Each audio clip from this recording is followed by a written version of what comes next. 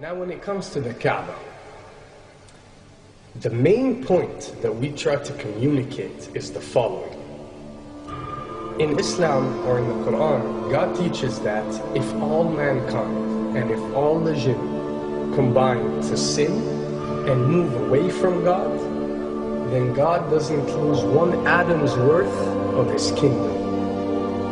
And if mankind and jinn combined to dedicate every second of their life to prayer and to worship of the one God, then God's kingdom doesn't gain one atom's worth as well.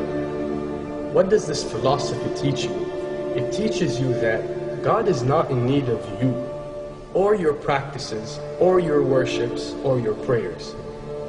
You are in need of these practices and these worships. You are in need of God and not the other way around. If you can understand that philosophy, then you can appreciate prayers and what they are meant to do, which is basically enlighten you.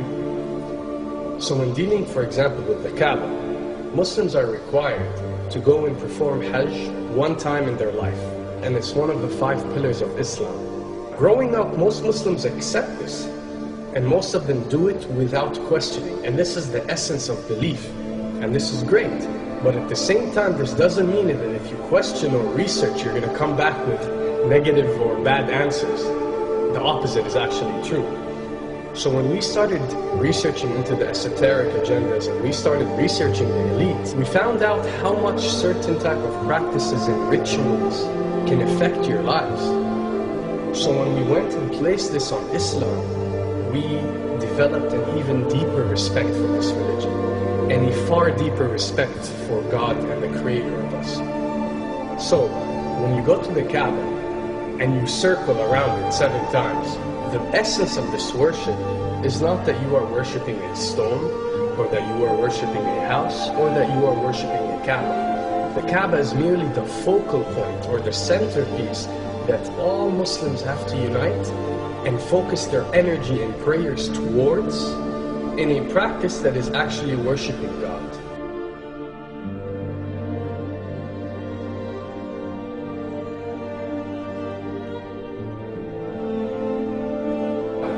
Now, going in circles counterclockwise does not break you away from time and space. But the fact that the energy of the Kaaba is the strongest energy on earth and it flows counterclockwise, by you flowing in correlation with this energy, you are uplifting yourself. You are reaching spiritual levels that you rarely do experience anywhere else on earth. And the fact that you got to do it 7 times, and we are taught that there are 7 skies, or 7 samawat, or 7 spiritual planes, then one can discover that each circle breaks you through a spiritual plane spiritually, so you can reach the ultimate state of wisdom and spirituality. Does this mean that only Muslims can reach this level? Does this mean that if you're not Muslim, you give up or you reject this information? Not at all. In essence, any one of you, regardless of what your faith is, if you are dedicating your worship and your journey to the one and only Creator and not anything created, then you are on a righteous path.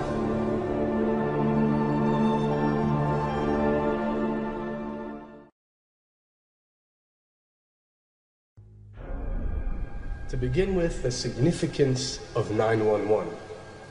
What you have to understand, and what we are trying to explain, is that when dealing with extra dimensions, or when dealing with beings from extra dimensions like jinn, for example, or when dealing with the Illuminati, or the elite, or people that follow a certain type of esoteric agendas, although me and you communicate through words and letters, they have chosen a different type of language. And this is a cross-boundary type of language. This is a language that goes across the boundaries, understood by all. And this is the language of numbers and shapes. And this is why whenever you do research about these groups, you'll find out that they practice something called sacred numerology and sacred geometry.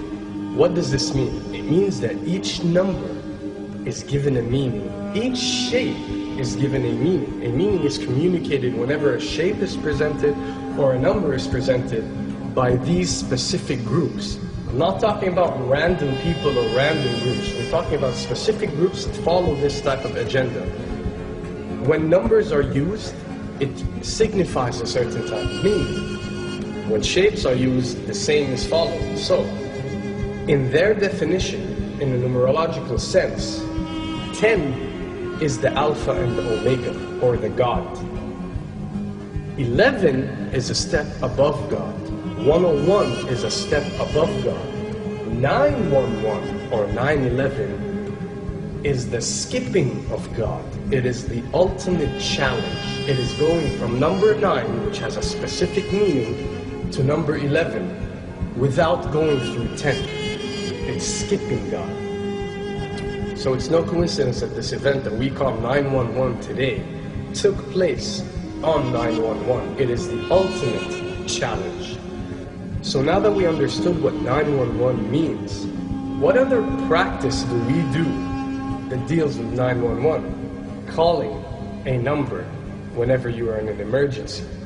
Now, creating an institution that helps people whenever they are in need of help and whenever they are experiencing an emergency is fine. There's nothing against it. There's no religion, there's no logical person on earth that will tell you this is wrong. But when you understand how sinister that these elite are and the way they work on a level that's way beyond what you think. So the fact that when you're experiencing an emergency or when you are in need of help, you have to pick up a phone and dial 911, which is the ultimate numerological definition of skipping God, then you'll understand how these people work.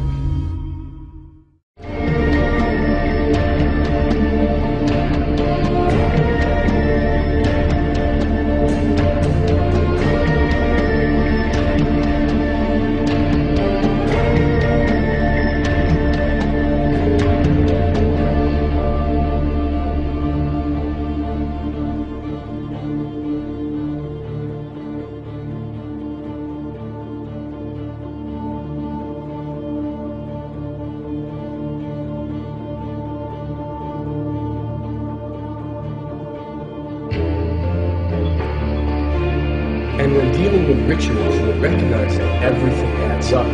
For something to be a ritual, everything has to be in place, everything has to be perfect. And my advice is, if you want to recognize that something is satanic, it has to add up in all sense. The numbers have to add up, the shapes have to add up, the event has to add up, it has to have one generative meaning. The pieces of the puzzle fit perfectly. That's when you recognize when something is ritualistic or satanic.